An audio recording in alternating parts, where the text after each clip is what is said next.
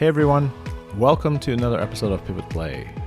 Today I'm bringing to you a guest who have come to Pivot Play. He was our episode 1 guest, Andrew Domngern. At that time when I interviewed Andrew, I didn't get a chance to ask all the questions I wanted because we were kicked out of our studio after 50 minutes of recording. So I'm bringing him back for Andrew to share his journey into big tech, another aerospace firm after that, and all the twists and turns. So without further ado, here is Andrew Domngern. Go. That's good. Yeah. Cool. Okay. All right. Okay. Andrew Domngern, welcome back to Pivot Play. Thanks. Happy to be here. A lot of questions for you. I'm ready. Fire away. I'm not going to talk about dinosaurs, pterodactyls, is it? That's too bad. Your obsession with dinosaur bones and whatnot. Why is there an echo? Did you hear that echo? I do. Are we rolling already? We're rolling already. All right. Yeah. So, why don't we start off with your book, Crossover Success? Did I not have that out the last time we chatted? You did, but I didn't have it in my hand. Well, right here. Why are there no creases in the spine? Look at that. There are no creases in the spine. That means you haven't turned any of the pages. I'm only halfway through. See? I appreciate you not dog-earing the pages. Well, I read differently. I'm trying to resell it, but hey, you got I marked it up already. You marked it up already, so it's not a textbook. I'm surprised you didn't finish it in one go. How do you not finish it in one go? There's only like 16 pages. It's a long book now. There's 16 things? It's like 45 font. There's like half the book is pictures. Yeah, I know. That's the problem with our generation. We're more likely to watch Netflix. Yeah. If you want, I can do a video version of it for you.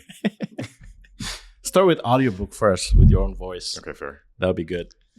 So we're in an undisclosed location here, somewhere in Orange County. Oh, I almost forgot. We got something for you. Oh, do you? So wow, we doing a gift exchange? Last time you came, you wanted the Let me see here. Elevate hat. I thought that was too boring because, it was a freebie.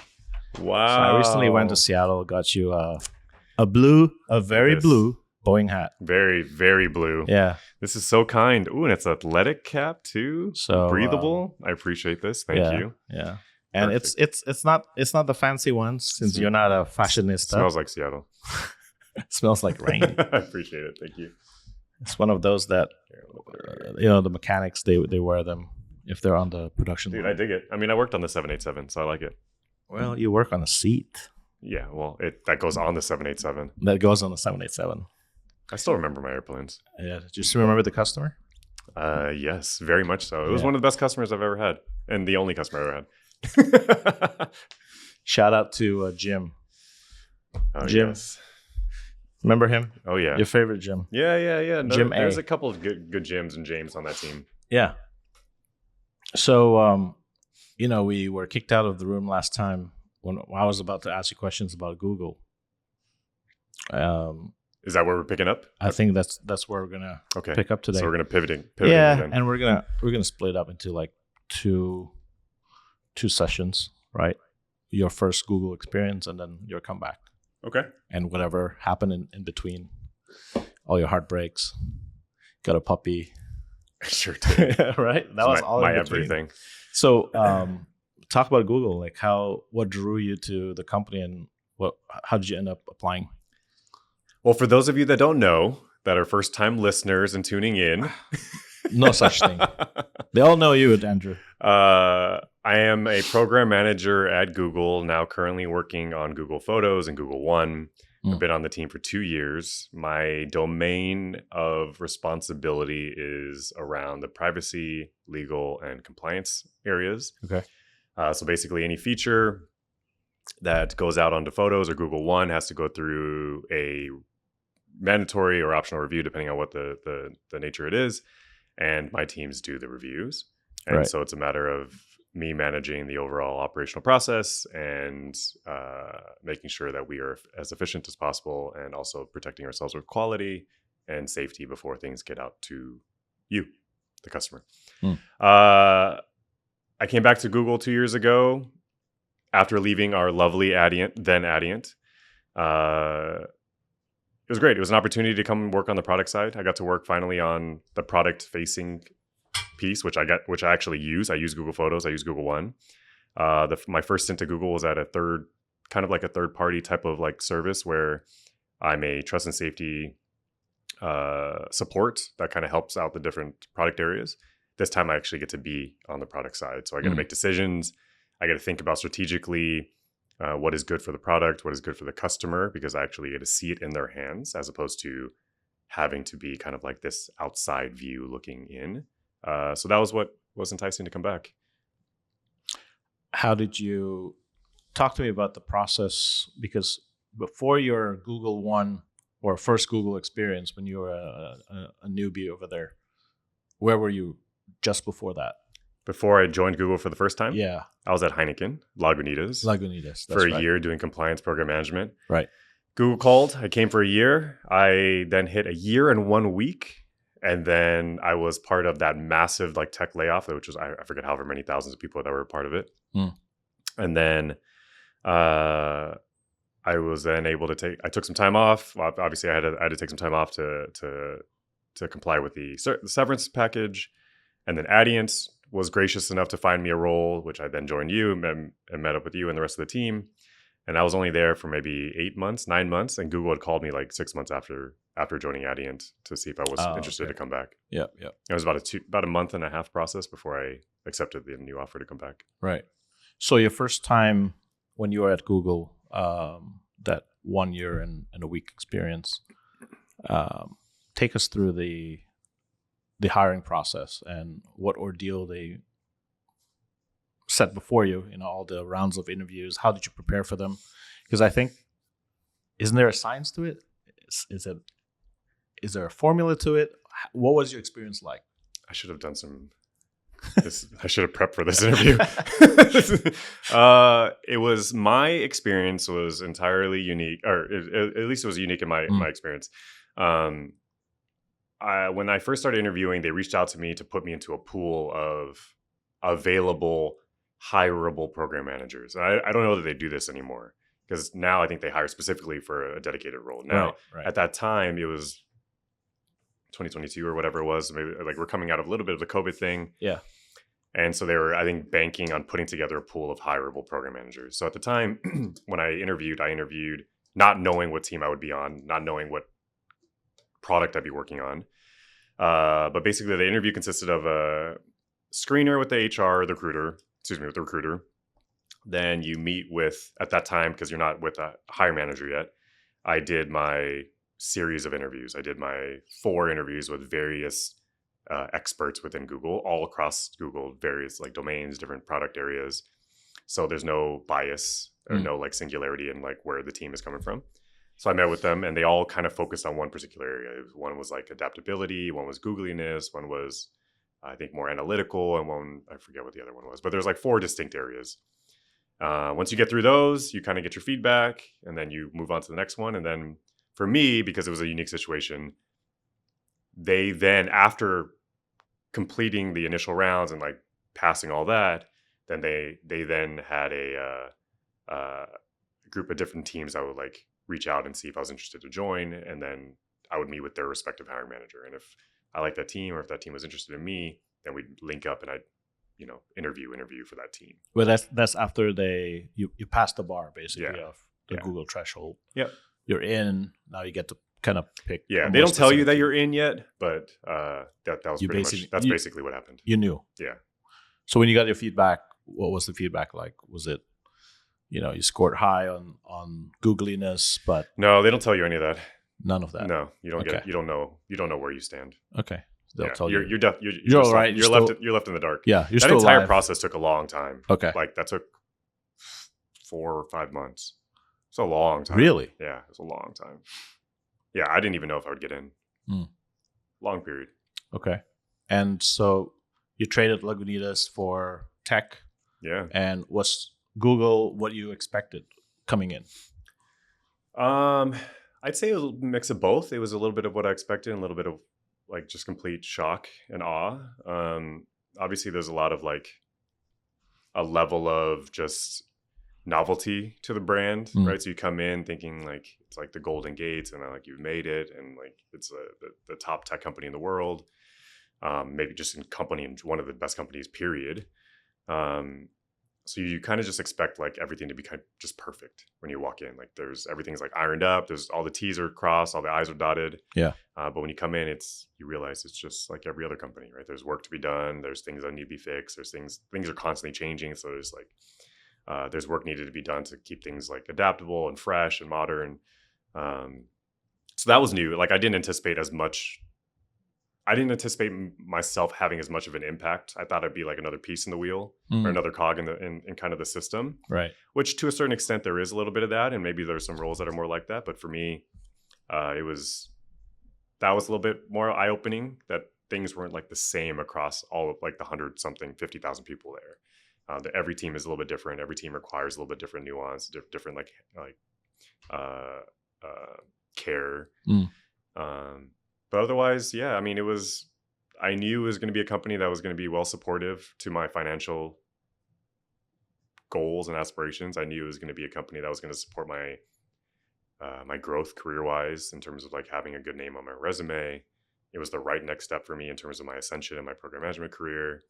So those things, yeah, everything worked out in terms of like taking me to that next step until they didn't want me anymore. How did well, okay. Temporarily. How did you arrive at a trust and safety team at that time? To be honest, I didn't listen to any other teams. Okay. I was so worried that no team would want me. That the first team that called me, I basically was willing to say yes. Okay. Looking back on it now, I think I would have had a little bit more self-respect in terms of like understanding what I bring to the table and what I would want in terms of like career leveling. So I wouldn't have entered necessarily the company because when you go in, there's job roles, and levels, just like every other company, right? And it's very difficult to change levels once you just start. So if you just get in at a certain level, you can't change like within the first 6 months or 1 year, because that's essentially what like everyone has signed you up for. So sometimes you can. It's not impossible, but there's a little bit of like the work that needs to be put in and some of the time that needs to be spent in order to build a community and understand like where you can ascend and where you can grow and develop. So I think that's something that I would maybe encourage like new people that are interested in applying to tech in general, or maybe just any company in general. It's just like understand how you value yourself. Also weigh the balance and the pros and cons of like entering that company with that particular job requirement, that job role, and understand like what that means. Because it is a little bit challenging to try to get a promotion within the first 6 months. Whether you believe you deserve it or not, right? It's a different story. But yeah, I think otherwise, I chose the first team that came because I just didn't know. I didn't know if another team would, and I just wanted to get inside. I figured once I got inside, I'd be fine. Okay. And it was good. Like I was happy to be on that team. That team gave me a lot of opportunity. I was lucky. I could have been on a really like rough team, but I blended well with the teammates. I had a lot of autonomy. My boss was great. I'm still friends with like half that team today.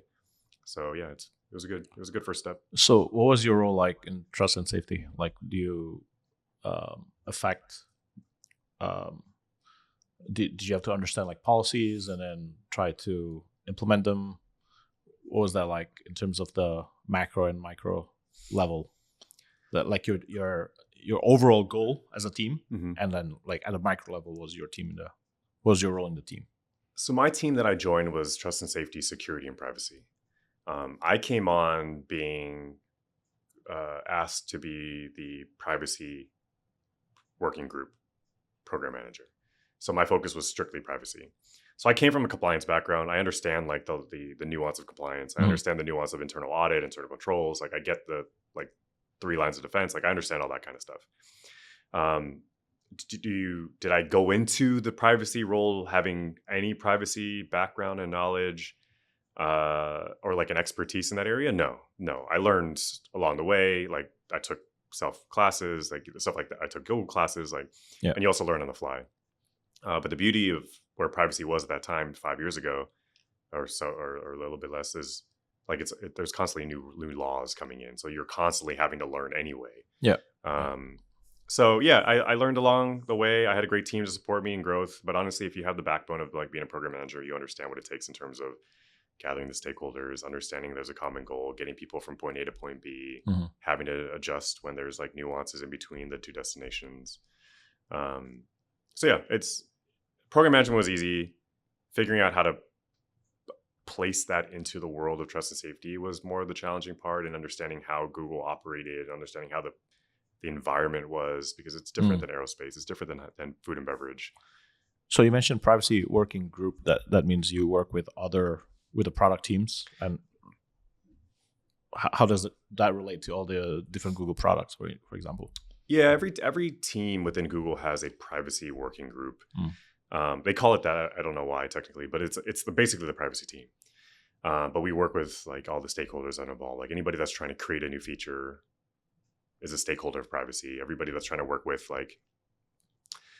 we work with legal often and a lot, because privacy and legal usually share a lot of the references and have some of the similar thought patterns when you're deciding like what risks they have to consider. So yeah, it's kind of like the working group is it's more of an inclusive way to like include privacy in the mix, because I mean, any of these like horizontal supports like privacy, legal, compliance, it's nobody's best friend. Like nobody wants, like we're like the teams that tend to be the ones that be like, hey, you can't like do that.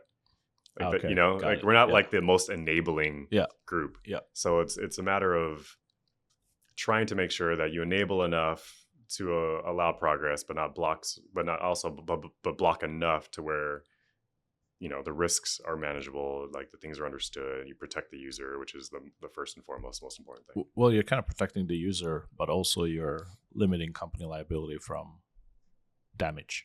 Yeah, of course. Right? Yeah. I mean, it kind of goes both ways. But the user first. Okay. Sounds like you learn how to communicate publicly. User first. Okay. All right. Okay, and then something happened a year and a week into your experience, mass layoffs and all that stuff. I'm sure it was not the best time of your life. Talk through what went through your mind when you got that message from the company. It was a lot of shock, obviously. I think especially coming out of like a really good performance review, like I had a really great rating. It's not something you expect. It was an email, and then immediately you don't have access to anything. So like I couldn't even message like my boss. Like it's not like I had their personal phone numbers, Yep. So a lot of it was just trying to figure out like what the heck was happening. I went through some major like identity crisis, like trying to figure out like, understand my validation, where that was coming from. I had to like go through really like the mental gymnastics of finding out like what were my values, trying not to take it personally, which you obviously do when it comes to something like that, because it is a personal hit. It's like a major disruption to your personal life. Yep. Like so much of your life, as much as you don't want it to, as much as you like want your personal life to be separate from your professional one, it's inevitable that the two intertwine, right? It takes up so much of your day, so much of your life patterns around work, that when you all of a sudden don't have that, like you remove that entire block from like the regimen, it's like now there's a huge void, right? So now I'm like, where do I go in the mornings? Or, I don't have access to this, or I used to depend on this. I'm not even just talking about financially, like just structurally, routinely, everything's different. So it was an adjustment. Thankfully, I had access to therapy still, so I was able to like tap into my therapist for to navigate through all that. I was able to tap into my personal support system, like the people that are close to me. I was able to continue to tap into like my physical activities, which helped me with physical therapy.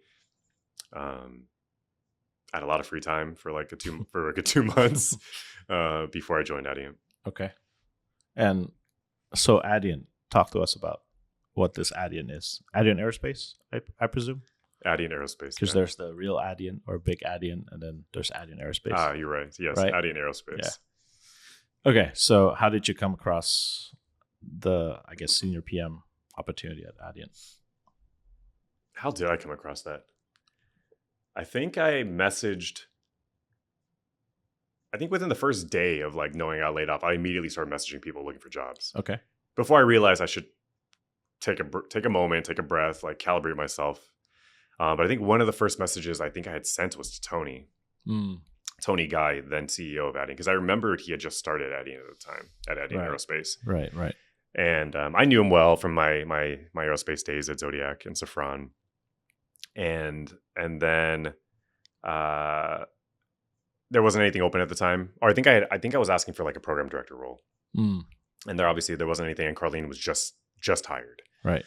And then I think I waited a little while, and then I think I eventually messaged Carlene maybe a month later. I remember we had started doing a little bit of an exchange, like some pleasantries about like what the role might be. And I hadn't fully decided whether I wanted to get back into aerospace, because I told myself the moment I left aerospace, I would never come back. I was like, I never want to do this again. I was like, this trauma I never want to experience this again. And then Carlene was great. Carlene's amazing. So I knew her obviously from like my days too. And we had discussed a little bit about the role and what the opportunity would look like. And I remember I was snowboarding. I was in Seattle snowboarding, and I came down the mountain, and I had an offer letter in my email. And yeah, that was that. I didn't know how. I was really fortunate because like I said, there was 50, 60,000 people laid off at it. I don't know the numbers, but it was a lot of people. Like, yeah, a lot of people laid off. Not just Google, right? All the tech companies did it. Yeah. So the fear is that everybody's fighting for the same roles. Yeah. Right. Everybody's trying to get the next tech program manager job at anywhere. So competition was fierce, and I had no idea how I would stack up against others, because I only had 1 year under my belt. And it wasn't like at that time that I had mobility access either, because that first time that they did this, everybody was cut off immediately. There was no mobility, internal mobility. It was like, you're out now. Yeah. Like, you got to wait 2 months before you can even, like, if you come back but within the first 2 months, then you lose your severance package. Okay. So I waited, and I took the job at Adient, accepted it, joined Carlene, and joined you and the rest of the team, and it was great. Honestly, like I learned a lot about myself. It gave me an opportunity to be a lead. I had full autonomy, which I love. I had a great customer in American Airlines, and then therefore, like, I started having more customers across the board. Yeah, your product is finally flying now. Yeah, it's nice. Yeah. Even the customers were sending this to me even after I left. Yeah. Yeah. So it was nice. It's nice to see it in like real life, outside of like the warehouse where I helped build it. Literally helped build it. The warehouse where you try to find parts. Yeah, exactly. But it's good. No, honestly, like I don't regret it. Like, I think the only thing, if I would have known, I would have gone back to Google in maybe 6 or 8 months. I would have just not taken a job. Waited. Yeah. I would have just tried to embrace the downtime, because what point in your like career, adult life, do you get to take a hiatus that is acceptable? And it's impossible to do that these days. So if I would have, obviously you don't know, but if I would have known, I probably would not have joined Adient. But obviously you don't know, and you're trying to figure out when the next paycheck's going to come. Yeah. So I took the job, and honestly, I don't regret it. I'm glad I was there. I learned a lot about myself, the world, aerospace, seats, furniture. It seemed like you inferred that it's a pretty tough industry. Is it? Or is it just we do stupid stuff and keep making stupid mistakes? Which one is it? I think with any startup type of environment, there's learning that has to come with it. So mistakes are inevitable. Right. Repeating mistakes is insanity. Yeah. But I also find myself like gravitating and kind of thriving in chaos. So I liked Adient for that purpose. Would I like that every day for the rest of my career? No. But during a period where, like, hey, Andrew, I need you to get us out of this hole and get us to destination. Do whatever you need to do, figure it out. Yeah, I'm all for that. And which is exactly what I had to do. Kind of teach you to be mission-minded. Yeah. And I had a great team. Yeah. Get it done. What would be some things that you think something that PMs learn in other industries outside of tech? what I learned Say from Lagunitas, from Zodiac, Adient. that has carried me over to tech. That's all outside of tech, right? Some people have started their career in tech and have been in tech, Yeah. right? So you've had the opportunity to work all around in multiple industries. Mhm. I mean, 3 at least, 4 maybe with Blockbuster. Yeah. As a bonus. I was in entertainment. Yeah, yeah, and radio, right? Hmm.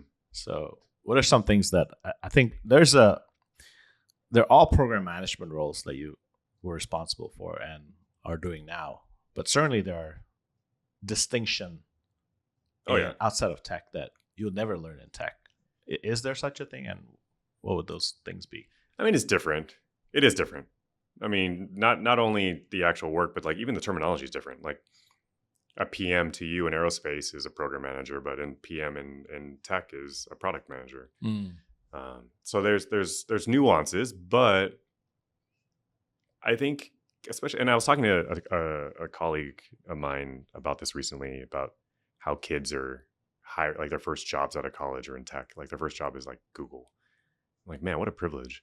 I mean, they're like financially set, of course, and like you get to start at like the cream of the crop, but you have no idea the struggle it is outside of Google. Right. Because Google comes with like its benefits, right? It comes with, certain elements of like privilege and luxury because it's a well-oiled and funded machine. Whereas if you started at a smaller company where you had to do every little thing, or you had a budget to manage, or you had not the same level of resources provided, it's a different type of accountability and a different type of, I think, responsibility around trying to figure things out. And especially when it comes to like self-individual growth. So yeah, it's interesting. I think with I think with a lot of tech, there doesn't always tend to be a physical, tangible thing that you can touch and hold and feel. And I think that's a big missing piece that a lot of these maybe new generation or new folks joining tech don't have, unless you're working on like an actual product, like a tangible product. Because like aerospace, you get I could go out to the floor and see my seat. I could touch the fabric, I could touch the furniture. At Heineken, I could see the glass bottles, I could see the liquid, I could see the kegs. There's product that I can actually see being developed along the process and along the way, which allows you to kind of tap into a different element of understanding like how to manage that program, how to manage that product. Whereas with tech, it's different. A lot of it's theoretical to a certain degree up until a certain point, until you can actually see visually a mock. I think there's just a level of difference there. But I think the biggest thing is folks that have the fortunate luxury or situation of being only in tech their entire lives, which has its own challenges, of course. They just haven't seen. I think you just miss out on some of the chaos and some of the I think the lessons that I think you could learn outside of tech and in different industries. Yeah, it's like if you've never held a part-time job, let's say, working at a store, busing 100%. a restaurant, right? 100%. There are certain elements of the service industry that you're going to miss out on because you don't know what it feels like to work those jobs. I always encourage everyone to work a customer service job at some point in their lives. Yeah. To understand what it's like to have to take orders. Yeah. From someone, and terrible orders sometimes, and you just have to put a smile on and do it. Right. How to handle complaints, all that stuff. All of it. Yeah. All of it. Yeah. Yeah. I mean, that's why Blockbuster was so good for me. Prepared you for American Airlines. 100%. Wow. So your current role at Google shifted away from trust and safety. You're working closer to products now. Google One. Google Photos, Google One. And I didn't even really shift away from trust and safety. Trust and safety now is like a very close stakeholder of mine. Okay. Because it's a separate team. But yeah, I'm on privacy, legal, and compliance. So it is my domain. I think that was also why I was able to get the Photos job so seamlessly, because they were looking for a privacy program manager. And it was the exact same type of work that I had set up. I had set that up in the past. At trust and safety, I knew the players, I knew the process, I knew the teams.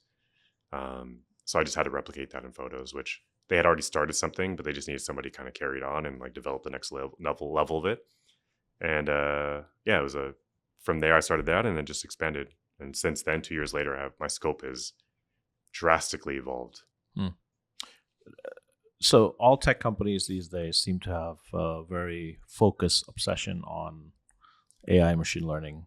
How does that affect your team and how you guys carry out your roles?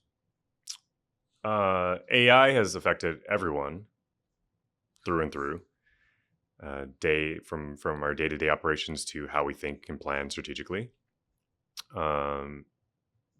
Some of the teams work directly with like the models and the machine learning, but for us, as a horizontal support from privacy, legal, and responsible AI, because that's my team also, we try to navigate those waters to help our feature teams be creative and come up with these really amazing things. And my teams go in and try to facilitate and navigate like the unknown areas to try to make sure that whatever they're trying to do stays within a level of like safety and quality that is worthy enough to be in the hands of our customer.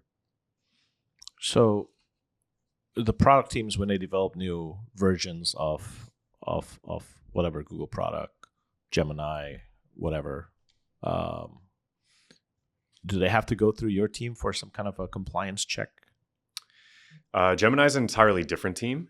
But anything within photos, which we collaborate a lot with Gemini, right? Because Gemini is integrated into so many. It's like an enabling tool. Yeah, it's integrated into photos. Yeah. We also, within photos, we have Ask Photos, which is its own integration where you can communicate with with your albums.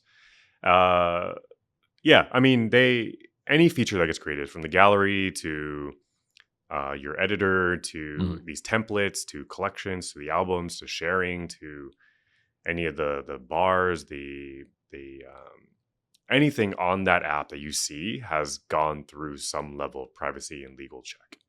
Okay. Everything.